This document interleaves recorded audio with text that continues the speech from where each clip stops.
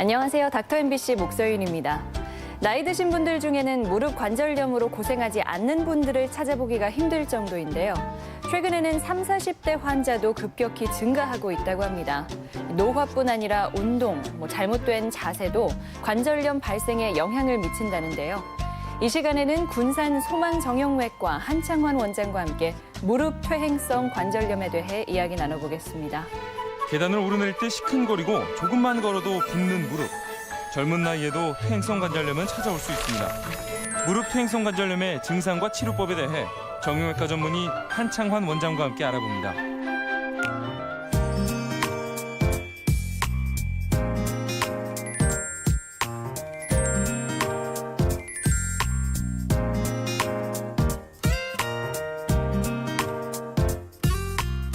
안녕하세요. 네, 안녕하세요. 네. 반갑습니다.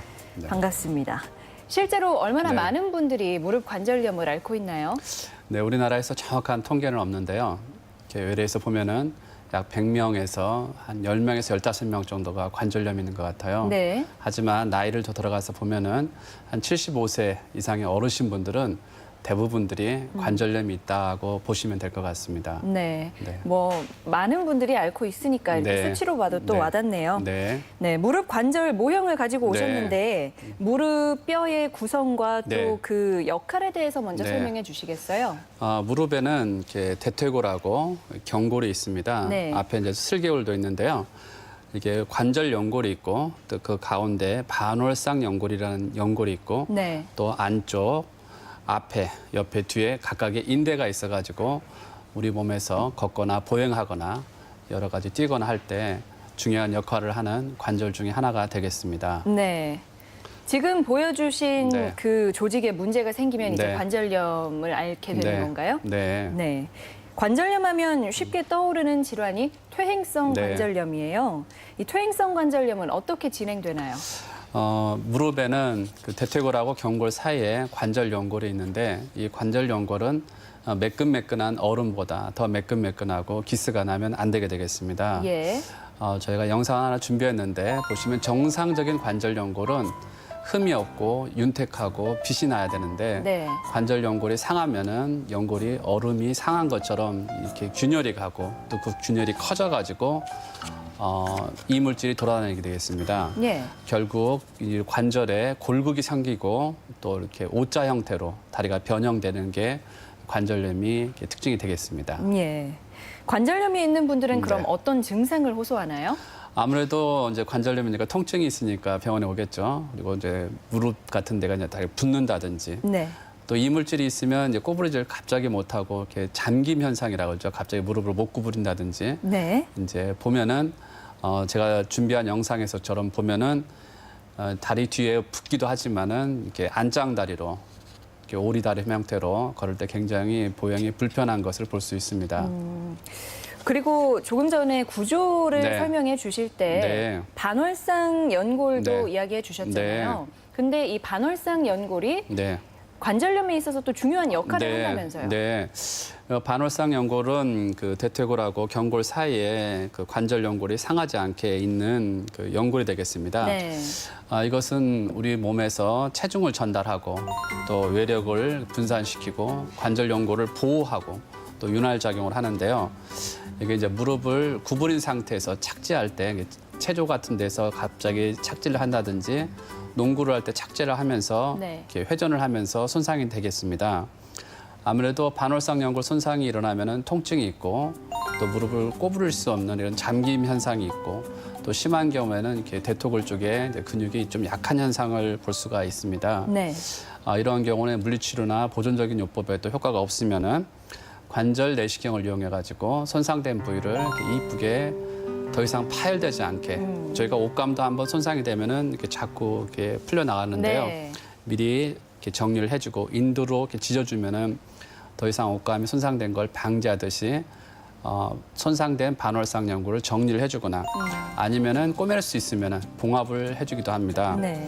최근에는 봉합을 할 수도 없고 너무 많이 손상된 경우에는 동종 이식이라고 해서 이렇게 죽은 사체를 사가지고서는 이식해주는 방법도 하나가 있습니다. 예. 그러니까 평소에 네. 반월상 연골이 손상되지 않도록 하는 네. 습관이 중요해 보이는데 네. 그러면 우리의 생활 습관이나 네. 어떤 운동 같은 걸 통해서 네. 관절이 나빠지기도 하죠. 네, 그렇죠. 뭐 아까 말씀드렸다시피 그 체조를 할 때 착지한다는 자세든지 농구에서 착지하는 자세, 네. 일상생활에서는 오랜 동안 이렇게 쪼그린 상태에서 청소를 한다든지 아니면은 저희가 뭐 계단을 막 내려갈 때든지 네. 등산할 때 하산할 때 이때 관절 연골이나 반월상 연골이 손상될 수 있으니까 이때 좀 조심하는 게 좋을 것 같습니다. 네. 네. 그리고 관절염이 있으면 네. 요즘에는 네. 어떤 치료를 하나요? 좀 이렇게 치료하기 좀 힘든 상황이지만요. 이렇게 관절염이 있으신 분들 보면 대부분 좀 체중이 좀 많이 나가시는 분이 좀 많으신 것 같아요. 그렇겠네요. 그래서 일단 제일 중요한 게 자기 관리인 것 같아요. 네. 뭐 살 빼라 하게 제일 어려운 게 살 빼는 건데요. 그렇죠.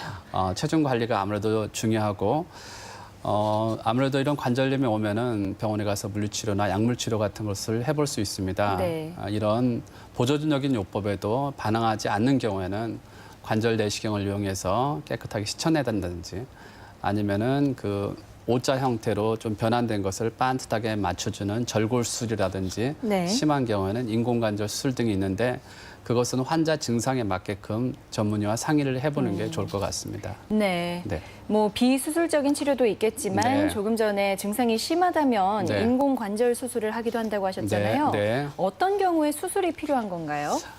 인공관절 수술은 먼저 환자분이 이런 받을 수 있는 상태인지를 먼저 보는 게 좋을 것 같아요. 네.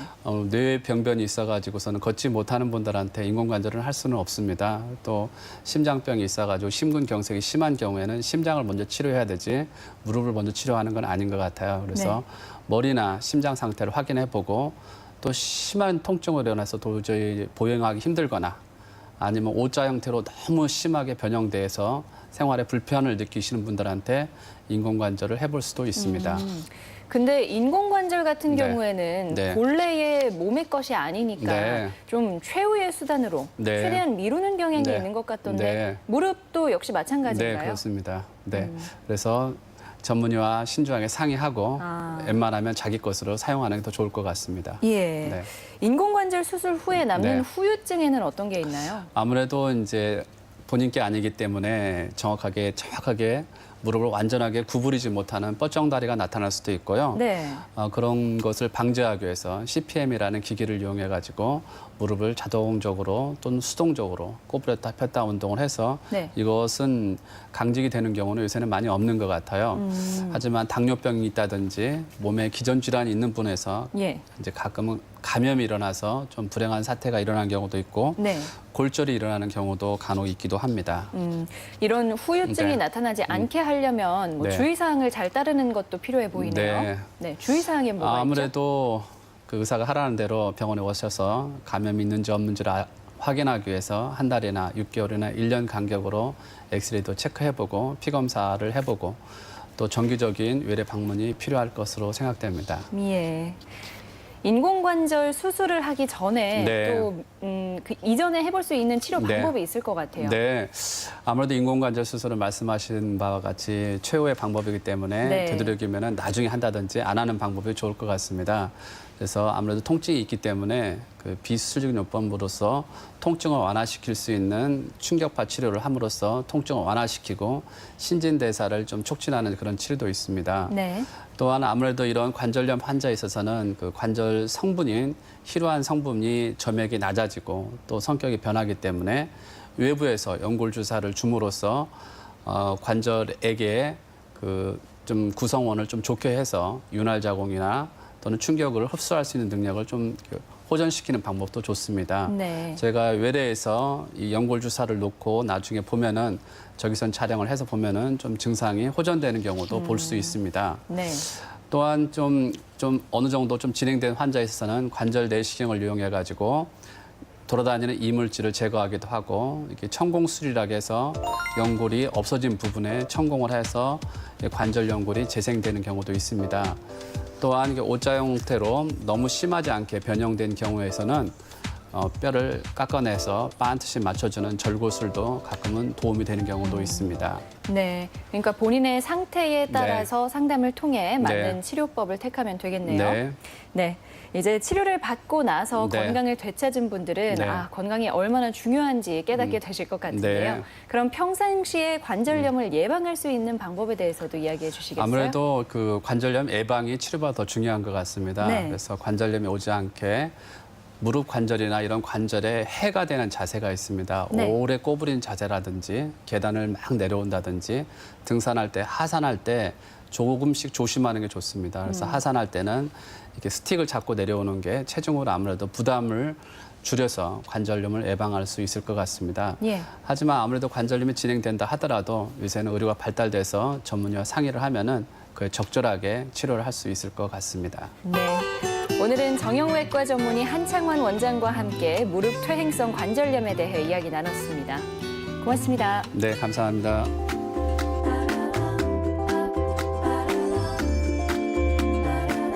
흔히 허리 통증은 겨울에 나타난다고 생각하는데요. 그렇다면 지금은 여름인데 왜 이렇게 허리 통증이 심할까 느끼는 분들도 있을 겁니다. 기온과 기압이 우리 관절에 민감하게 작용하기 때문에 허리 디스크와 같은 기존 질환이 있는 분들은 여름에 더 심한 통증을 느끼기도 합니다. 평소와 다르게 허리 통증이 계속된다면 정확한 진단을 받아서 치료하는 게 좋은데요. 이번 시간에는 서울 우리의원 김정률 원장과 함께 허리 디스크의 시술과 수술의 장단점에 대해 알아보겠습니다. 극심한 통증은 물론 일상생활까지 어렵게 만드는 허리 디스크. 척추 수술에 대한 부담으로 정확한 진단을 미루는 경우도 많은데요. 허리 디스크의 수술과 시술의 장단점에 대해 통증의학과 전문의 김정률 원장과 함께 이야기 나눠봅니다.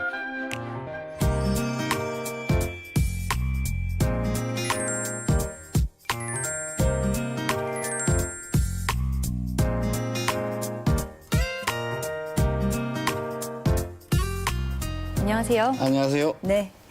허리 디스크라고 하면은 보통 수술 걱정부터 하는 분들이 많잖아요. 네네.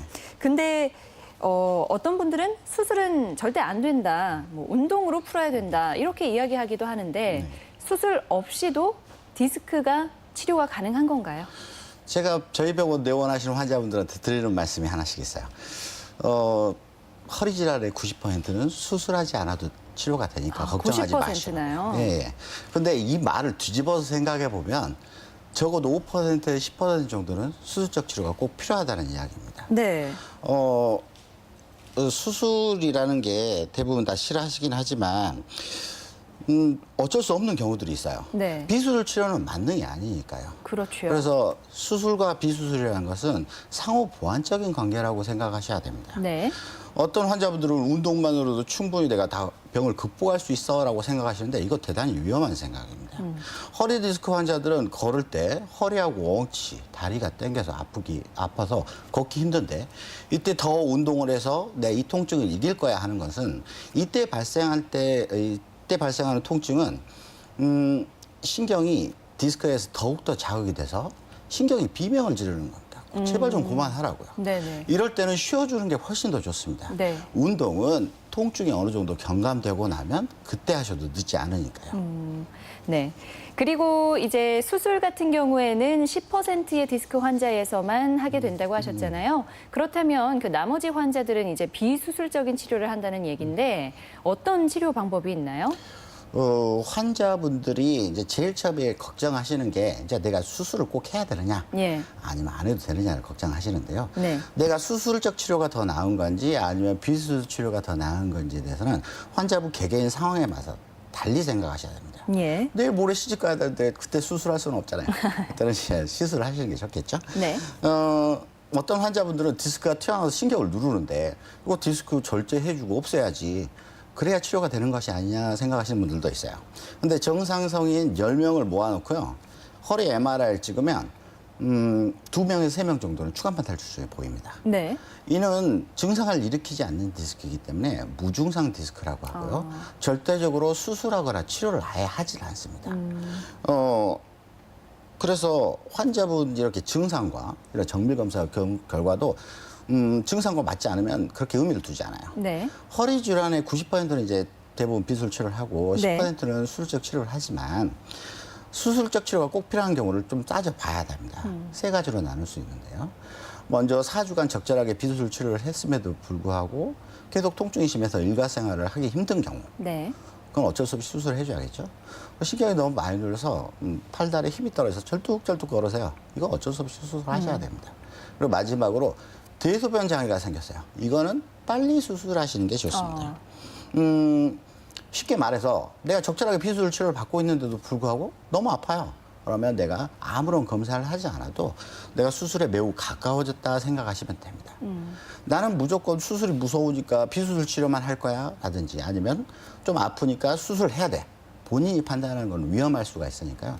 주변 병원을 찾아서 전문의하고 충분히 상의해 보시는 게 현명한 방법 같습니다.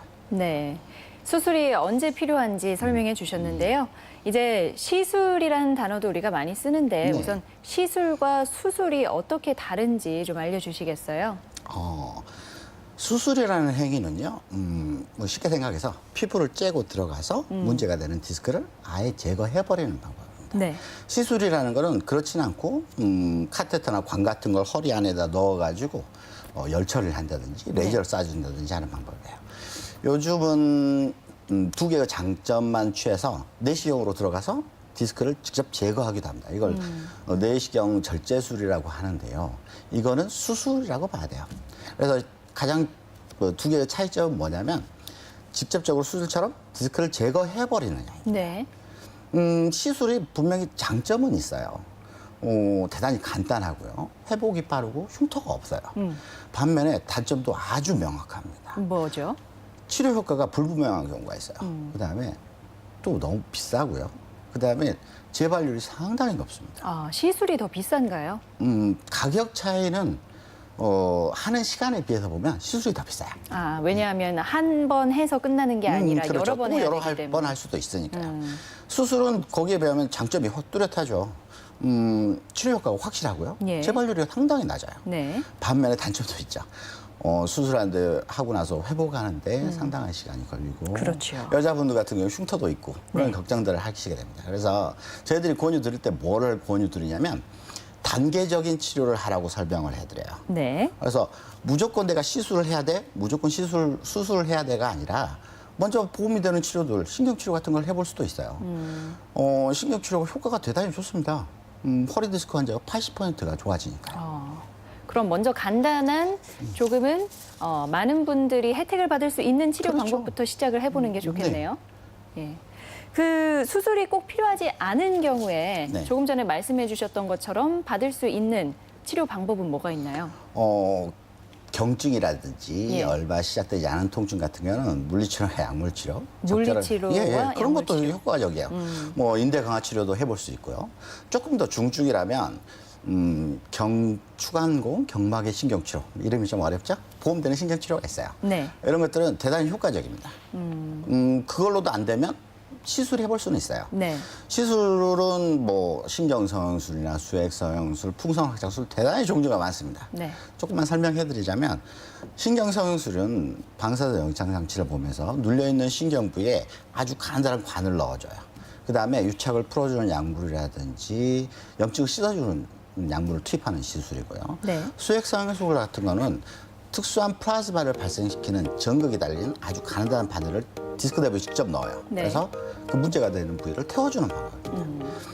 한 가지 팁을 드린다면 우리나라 의료보험 보장이 되게 잘 돼 있는 편입니다. 네. 그래서 이렇게 허리 치료할 때도 대부분은 보험이 돼요. 그래서 먼저 내가 비싼 것부터 하는 게 좋을 것 같아라고 생각하시지 말고 보험이 되는 치료를 먼저 해보시는 게 환자분한테 훨씬 더 유리하실 거예요. 네. 그리고 단계적으로 그렇죠. 되지 않을 경우에 더 많은 네. 시술을 뭐 받아볼 수도 있으니까요. 예, 예. 이렇게 필요에 따라서 단계적으로 치료를 받다 보면은 허리 디스크라는 게 완치가 되기도 하나요? 환자분들이 제일 물어보시는 게 있어요. 허리 디스크는 어떻게 치료하는 게 제일 완전한가요? 완벽하게 치료할 수 있는 방법이 있나요? 라고 물어봅니다. 네. 근데 제가 대답해요. 완벽한 치료 방법은 없다고 설명합니다. 예. 사람 몸을 타이어하고 비교해서 좀 그렇긴 합니다만은 우리가 타이어가 펑크 났을 때 두 가지 방법으로 수리를 해요. 하나는 펑크를 메꾸는 방법이 있고요. 하나는 아예 새 타이어를 넣어주는 방법이 있습니다. 네. 허리 수술이라는 거는요. 가장 좋은 방법은 새 타이어를 넣어주듯이 새 허리로 바꿔주는 게 가장 좋습니다. 네. 근데 실제로 그렇게 할 수 있는 방법이 없기 때문에 쑥 열고 들어가서 튀어나온 디스크를 제거하고 임시로 봉합하고 나온다고 생각을 하셔야 돼요. 펑크난 타이어를 다시 끼워가지고 네. 험한 산길을 달리면 다시 펑크나기 쉽겠죠. 그런 것처럼 허리도 수술 잘 받고 나서도 너무 심한 일을 하신다든지 하면 다시 재발하는 경우들이 흔하게 있습니다. 예. 그래서 환자분들은 가장 중요한 것은 허리는 대체 가능한 부품이 있는 그런 게 아니기 때문에 네. 최대한 아껴 쓰셔야 되고요. 생활 습관을 좋게 가지시고 평상시에 운동을 해줘서 허리를 좀 강화시키는 게 가장 현명하고 완벽한 치료라고 볼 수 있겠네요. 네, 이 시간에는 통증의학과 전문의 김정률 원장과 함께 허리 디스크의 시술과 수술에 대해 알아봤습니다. 오늘 말씀 고맙습니다. 네, 감사합니다.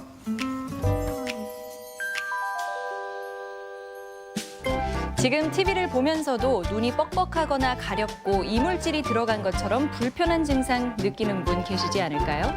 눈에 이상을 느껴서 병원에 가면 흔히 듣게 되는 말 중 하나가 바로 안구 건조증인데요. 좀 더 정확한 의학 용어로는 건성한 증후군이라고 합니다. 여러 가지 다양한 증상과 질환을 가리키는 건성한 증후군에 대해서 대자연병원 송인재 과장과 함께 자세히 알아보도록 하겠습니다. 안구 건조증의 다른 이름 건성한 증후군.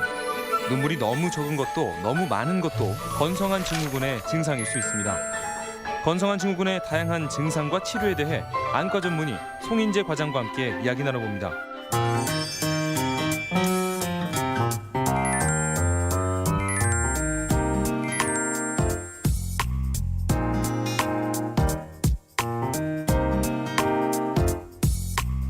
안녕하세요, 과장님. 네, 안녕하세요. 네. 건성한 증후군이 안구 건조증과 같은 건가요? 일반적으로 이전에 받아들였을 때는 우리가 건성환이라고 불렀습니다. 네. 그런데 이 건성환이라고 하면서 이제 인공 눈물을 처방하면서 치료를 하게 되었는데 그 유래를 들자면은 치료가 잘 되지 않았어요. 예. 눈물을 줬는데도 치료가 잘 안 되는 겁니다. 그래서 그러면 우리가 실제로 눈물 이외에 수성층 이외에 어떤 다른 구성 성분들이 눈물을 구성하고 있지 않을까 그런 이제 가정을 하게 된 거죠. 네. 그러면서 이제 우리가 뭐 전자현미경이라든지 이런 첨단 기계들을 통해서 눈물층에 대한 연구가 이루어졌고 그런 연구에 따라서 이제 하나하나의 다른 층들이 있는 것들이 밝혀졌고 또 그런 것들이 여러 우리 장기에서 여러 다른 장기에 의해서 생성된다는 게 이제 밝혀졌습니다. 그래서 그 하나하나에 모든 문제가 있으면은 이제 눈이 마름과 함께 안 증상이 나타날 수 있기 때문에 그런 질환들을 총틀어서 이제 건성한 증후군이라고 하게 되었습니다. 네. 예. 그러니까 눈물을 형성하는 많은 기관들이 있는데 네. 그 기관들에서 문제가 생겼을 때를 통틀어서 이제 네. 건조한 증후군이라고 부른다고요. 네, 건성한 증후군. 네. 그렇게 됩니다. 그 눈 표면에 눈물이 부족해서 생기는 네. 질환인데 네. 보통은 슬플 때나 아니면은 가끔씩 하품할 때 눈물이 네, 나오잖아요. 네, 네. 그런데 눈물의 기능이 조금 더 다양하다고요. 네, 네. 눈물의 기능은 이제 아까 방금 말씀하셨던 것처럼 이제 하품하거나 감정적인 것에 의해서 나타나는 거는 뒷부분에서도 혹시 설명을 드릴지도 모르겠지만 예. 반사 눈물이라고 합니다. 그래서 반사 눈물이라는 거는 일반적인 기본 분비와는 관계없이 이제 어떤 감정이라든지 외부 자극에 의해서 이제 그런 것들에 의해서 그런 것들을 해결하기 위해서 네. 도와주는 것들을 이제 우리가 반사 분비라고 하고요. 네. 일반적으로 이제 눈물이 갖고 있는 기능이라고 하면은 이제 세균이라든지 바이러스라든지 이런 것들을 이제 씻어주고 그다음에 눈에 혹시나 이물질이 들어와서 자극되는 이물질들이 있다면 그거를 걸러주는 역할도 하게 됩니다. 그것뿐만 아니라 이제 안구의 각막 표면은 보는 기능을 해야 되기 때문에 혈관이 없습니다. 투명해야 되기 때문에. 네. 그래서 그런 투명한도를 유지하는 대신에 사실은 영양소라든지 산소를 공급받을 수 있는 그런 어떤 부수적인 장기가 없게 되는 것이죠. 그래서 눈물을 통해서 그런 것을 공급받게 되고요. 그 이외에 이제 우린 각막 표면에 사실은 일반 분들은 눈물은 그냥 눈을 보호하거나 씻어주는 정도로 생각하실 수 있는데 실제로는 눈 가장 바깥층에서 이제 렌즈 역할을 하는 그런 이제 시력 형성에도 도움을 주는 그런 역할을 하게 되겠습니다. 네. 들어보니 눈물의 기능도 또 그 구조도 참 다양한데요. 이렇게 눈물층의 다양한 구조물도 결국 눈 주변의 여러 기관이 함께 만드는 거겠죠? 예, 그렇습니다. 그래서 일단 이제 눈물층을 구성하는 여러 가지 장비들을 이제 보게 되면은 일반적으로 아까 말씀드렸던 것 중에 이제 우리가 눈물샘이라고 하는 부분들이 있습니다. 네. 영어로는 라크리말 그랜드라고 하는데 그 부분들 중에서 부눈물샘이 우리가 기본적인 눈물 분비, 그러니까 일반적인 특별한 자극이 없이도 눈물이 분비가 되는데 네. 그 역할을 담당하게 되고요.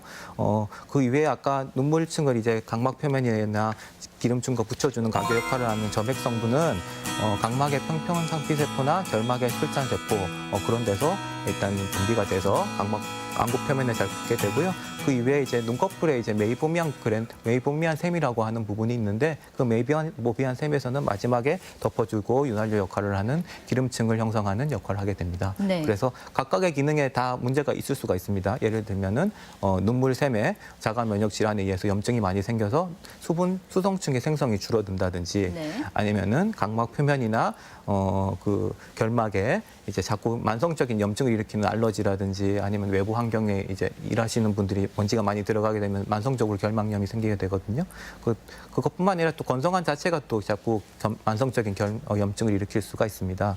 그렇게 되면 이제 술잔세포라든지 이제 각막 평편 상피세포가 손상을 받게 되겠죠. 예. 그러면은 점액층이 또 분비가 부족하게 되고, 그다음에 이제 뭐 이거는 여성분들이 이제 주로 해당이 되겠는데 눈에 화장을 한다든지 아니면 요새 속눈썹 연장이나 이런 것들이 있지 않습니까? 네. 그런 것들을 하게 되면 이제 눈꺼풀에 약간 염증적인 반응이 생기게 되겠죠. 예. 그러면은 이제 우리 메이보미안 샘이 손상을 받게 되고 그러면 기름층 생성이 안 되는 겁니다. 그래서 이거 이외에도 여러 가지 또 원인들이 이제 뒤에서 언급될 수도 있겠지만 그런 질환들에 의해서 하나가 문제가 되면은 한 개의 층이 문제가 돼도 똑같이 건성환을 유발할 수 있기 때문에 네. 우리가 건성환 증후군이라고 부르게 된 것입니다. 예.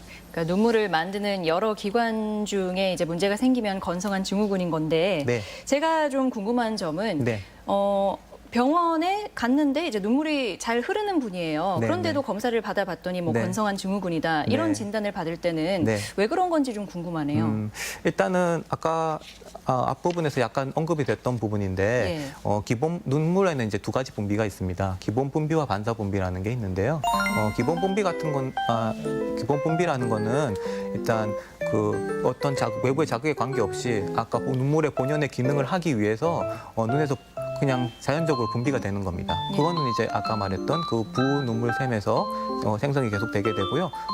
그거는 이제 눈물이 넘치거나 눈물이 날 정도의 눈물을 형성시키진 않아요. 왜냐하면 보호하는 네. 거나 자기 역할만 하면 되기 때문에. 근데 이제 반사 분비라는 거는 외부의 자극이라든지 아니면 아까 말했던 그런 감정적인 그런 현상에 의해서 자극에 의해서 눈물이 나는 거를 말씀하시는 건데 그럴 때는 어떻게 해야 되겠습니까? 그 각막이라든지 우리 눈을 전체적으로 다른 외부 자극으로부터 보호를 해야 되겠죠. 네. 그럴 때는 이제 당연히 눈물이 과하게 나오게 되는 거죠. 그래서 눈물이 오히려 많이 나서 눈물이 흐르고 눈물이 난다고 병원을 내원하시는 분들이 있는데 사실 눈물이 나는 원인은 그 건성환 이외에도 여러 가지 원인이 있을 수 있겠지만 안과적 검사에 의해서 다른 원인이 배제가 된 이후에 눈물이 계속 많이 난다고 하면은 네. 그것은 자극이 많이 돼서 반사 눈물이 많이 나는 것이고 그렇다면은 그것은 각막 표면에 보호해주는 눈물이 없다는 얘기와 똑같은 얘기가 됩니다. 그렇기 때문에 오히려 중증 건성환이 있을 때 눈물이 많이 나게 되고 그래서 오히려 반드시 치료를 해야 되는 환자분들이 되겠습니다. 네. 네. 건성환에 대해서 자주 듣는 이야기 중 하나가 네. 치료가 어렵다는 점 그리고 네. 재발이 쉽다는 점인데요. 네. 실제로 그런지 또 치료는 어떤 식으로 진행되는지요? 일단 아까 말씀드렸던 것처럼 그 여러 가지 질환에 의해서 건성환 증후군은 나타날 수가 있거든요. 네. 그래서 그런 것들을 우리가 안과적 검사를 통해서 이분이 어떤 병을 가지고 있는지를 꼭 알아보는 게 일단 중요하겠습니다. 그래서 그거에 대한 기본 치료가 되어야 되겠죠.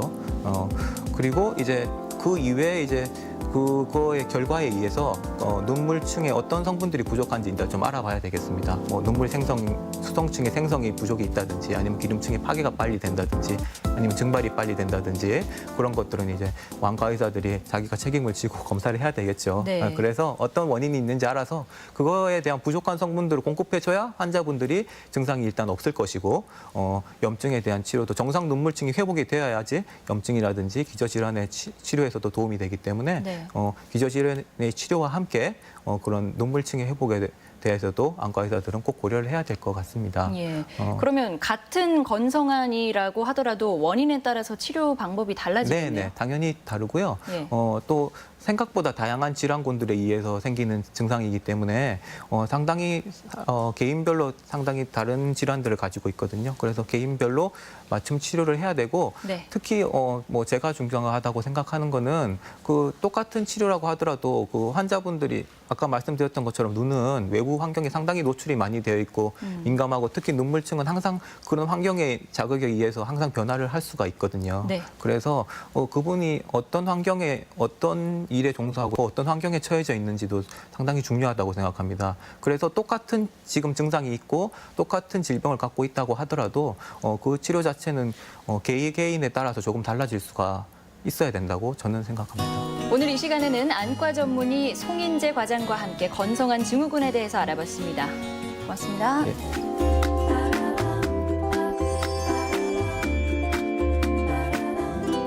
어깨 통증은 워낙 흔한 질환이기 때문에 매번 병원을 찾는 게 번거롭게 느껴질 때도 있죠.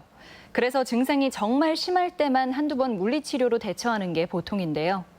비슷한 어깨 통증이라도 원인 질환이 다를 수 있기 때문에 원인을 찾아서 적극적으로 치료를 해야 합니다. 그래서 이 시간에는 여수백병원 백창희 원장과 함께 어깨 통증에 대한 다양한 오해를 주제로 이야기 나누겠습니다. 통증이 없는 어깨 질환. 불편함쯤이야 하고 방치하다가 뜻밖의 질환으로 진행할 수 있습니다. 선입견과 오해로 방치하기 쉬운 어깨 통증에 대해 정형외과 전문의 백창희 원장과 함께 이야기 나눠봅니다.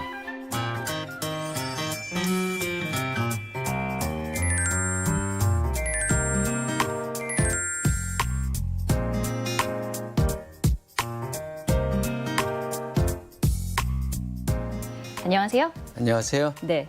사실 많은 분들이 어깨 통증이 있어도 웬만한 통증 아니면은 참는 경우가 많잖아요. 그래서 꼭 필요한 질환을 놓치는 경우도 있을 것 같아요. 치료에 있어서. 방금 좋은 말씀 하셨는데 사실 증세는 비슷해도 원인은 다를 수 많이 있거든요. 네. 어떤 분들은 오셔가지고 뭐 지난주부터 어깨 통증이 시작된 걸로 말씀을 많이 하시는데 사실 내용을 보면 이미 몇십 년 전부터 시작된 어깨 통증이 원인이 지난주부터 통증을 느꼈다고 해야 맞을 것 같습니다. 네. 어떤 분들은 내가 어깨가 왜 아프냐고 말씀들을 많이 하시거든요. 사실 어깨 통증의 원인은 저도 그렇게 말씀을 드리는데 이제 내 순서가 됐을 뿐이다. 그렇게 말씀을 드리거든요. 내가 뭘 잘못해서 어깨가 아픈 거 아니고 누구나 어깨 통증은 살다 보면 한 번씩 겪을 수 있는데 이제 내 순서가 됐을 뿐이다. 그렇게 말씀을 드립니다. 네. 또 어떤 분들은 같은 어깨 MRI라도 해석을 누가 하느냐에 따라서 원인이 달라지고 치료 결과도 전혀 달라질 수 있거든요. 네. 심지어는 한 병원에 있는 다른 진료실에서 의사들마다 서로 해석이 틀려질 수 있습니다. 그래서 어깨 통증을 잡으려면 정말로 해석이 아주 중요한 것 같습니다. 네, 그렇네요. 그리고 들어보니까 어깨 통증이 있다고 하더라도 원인이 다른 곳에서 올 때가 있다고 하잖아요. 그게 이제 목이 될 수도 있다고 하는데 이런 건 어떤 경우인 건가요? 우리는 아프지 않으면 별거 아니라고 생각들을 많이 합니다. 예. 지금 화면에서 보다시피 67세 남자분인데 오른쪽과 왼쪽에 팔 굵기가 틀립니다. 네. 지금 오른쪽에 보면 팔 굵기가 굉장히 가늘어져 있어요. 근데 네. 이분 같은 경우도 통증을 전혀 못 느끼고 살았거든요. 아. 그런데 요즘에 이런 분들이 점점점 병원에 오는 사람들이 늘어나고 있습니다. 네. 이 통증이 없다고 하면 대부분 별것 아니라고 생각하기 쉬운데 사실 더 긴장해야 될 일이죠. 어깨 네. 근육이 빠진다면요. 그러면은 근육이 이렇게 빠질 때까지 병원을 찾지 않았다는 건 이 상태가 될 때까지 통증이 없었다는 얘기 아닌가요? 그렇습니다. 통증이 없으니까 발견이 늦어지고 본인이 자기 몸을 볼 기회가 없으니까 네. 어떤 분들은 목욕탕에서 누군가 보고 당신 어깨 날개뼈 뒤가 푹 꺼져 있다고 얘기해서 오는 사람도 있고요. 네. 그런 분들 원인을 보면 지금 화면에서처럼 어깨 속 문제가 아니고 예. 목에서부터 어깨까지 우리 얘기하면 기계로 얘기하면 전기 같은 신경이 내려와야 어깨 근육이 움직이는데 네. 신경이 오지 않아서 이분도 지금 67세 남자분이신데 네. 목에 신경이 많이 눌려 있습니다. 아, 네네. 그래서 실제로 어깨가 아프다고 왔지만 원인은 이렇게 목에서 온 경우가 참 많이 있죠. 우리는 이렇게 보다시피 뭐 아프지 않으면 별것 아니라고 생각하지만 통증보다 더 무서운 것이 팔에 힘 떨어지는 거고 네. 힘 떨어지는 것보다 더 무서운 것이 근육이 마르는 겁니다. 왜냐하면 다시 원위치로 회복이 잘 안 될 가능성이 높아서 그런 겁니다. 네. 그러니까 이분 같은 경우에는 목에 신경이 눌려 있어서 이제 그 그러니까 어깨 주변의 근육이 이렇게 죽어 있는 거잖아요. 그러면은 목에 신경이 애초에 왜 눌렸을까요? 우리 사실 어깨가 고장 날 나이 정도 되면 목에도 사실 고장이 납니다. 네. 우리 자동차를 비교하다 보면 자동차 오래 타고 한 군데가 고장이 나면 또 다른 데 연달아서 고장이 나듯이 마찬가지거든요. 그렇다고 이런 분들을 모두 데리고 수술방에 들어가는 것은 아닙니다. 네. 지금 보는 장면처럼 지금 목에 신경치료 주사를 하고 있는데 사실 이 주사 치료를 너무 간단하게들 많이 보는데 수술하기 전에 먼저 항상 이 주사 치료가 먼저고요. 네. 또 같은 주사라도 어느 위치에 주사를 놓느냐에 따라서 치료 결과가 완전히 달라질 수 있거든요. 네.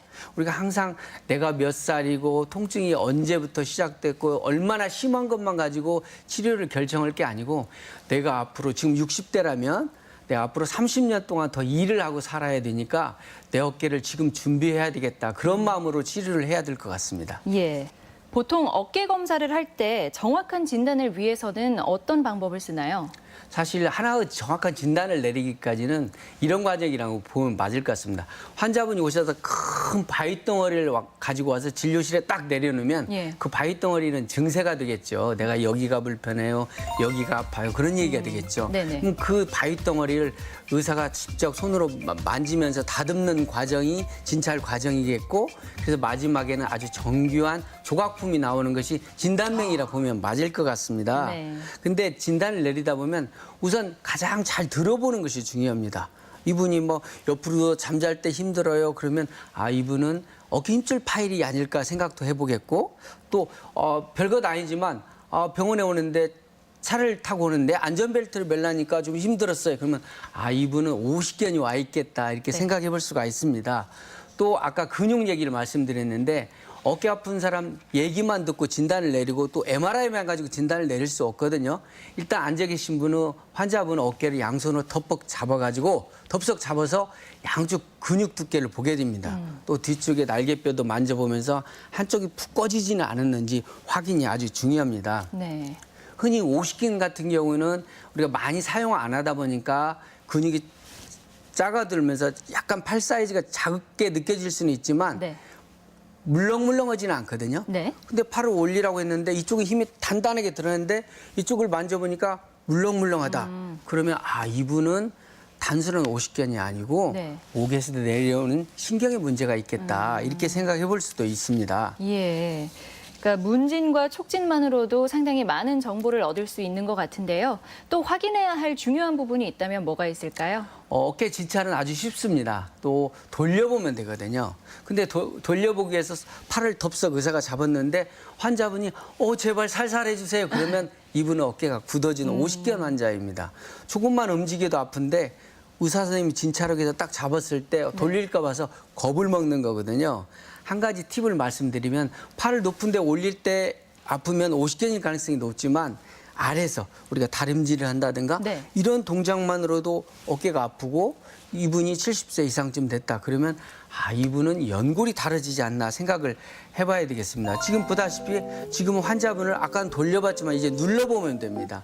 팔을 뻗어보라고 했고 제가 지금 누르는 장면인데요. 네. 우리 팔 속에는 뼈가 있잖아요. 예. 그 뼈를 들어 올리는 것이 결국 날개뼈에서 어깨로 넘어온 힘줄이거든요. 네. 한쪽에 문제가 있으면 제가 똑같은 힘을 눌러서 반드시 아래로 푹 꺼지게 되어 있습니다. 네네.